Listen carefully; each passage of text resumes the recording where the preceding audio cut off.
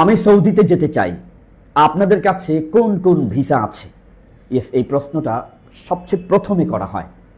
আমাদের কাছে hotel, restaurant, super shop, coffee shop, cafeteria, বাকালা, রাজমিস্ত্রি, রং মিস্ত্রি, কারেন্ট মিস্ত্রি, প্লাম্বার, হাসপাতাল, মসজিদ, মাদ্রাসা, এয়ারপোর্ট, ইউনিভার্সিটি, আপনি মাজরা সহ যেমন কাজ আপনি পারেন তাদের সবার জন্য হাবিব ট্রাভেলস থেকে যাওয়ার সুযোগ আছে। ওরে দেখতে দেখা যায় একদম আল্লাহর ওলি, কিন্তু এ হইছে এক নম্বরের বাটপার, ধান্দাবাজ। ওর থেকে সবাই সাবধান থাকবেন।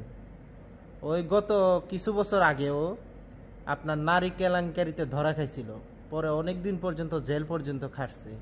ওর থেকে সবাই সাবধান থাকবেন। জাস্ট ওর আগের ভিডিওটা দেখেন। এবার তার নিজের পর্ণ ছবিগুলো তাকে দেখানো হলো। এটা কি আপনি? এগুলো এডিটিং করা যায় ভাই।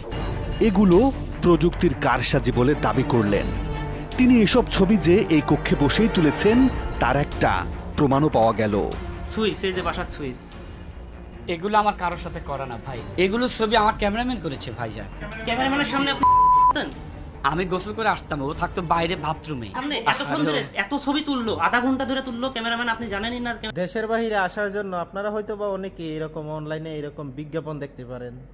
দেখতে দেখা যায় পুরা একদম আল্লাহর ওলি, ফিসাব, কিন্তু ওই যে কিরকম মানুষ, যারা আগে ওর কুকর্ম জানে তারা জানে ওই কিরকম মানুষ।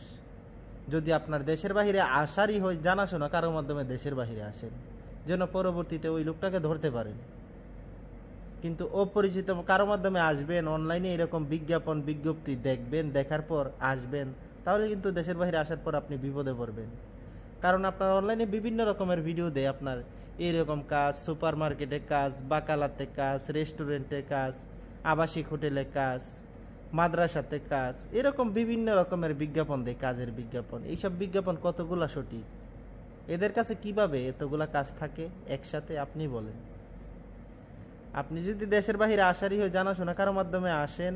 আর আমি বলবো, বর্তমান যে সিচুয়েশন আছে, বর্তমান সিচুয়েশনটা আপনার একটু খারাপই, তারপরেও যদি আপনার ইচ্ছা হয় দেশের বাহিরে আসার জন্য, আপনি কখনো অল্প বেতনে দেশের বাহিরে আসবেন না। আমি বারবার প্রত্যেকটা ভিডিওতে বলি, যদি দেশের বাহিরে আসবারই হয় আপনি একটা ভালো বেতনে আসবেন।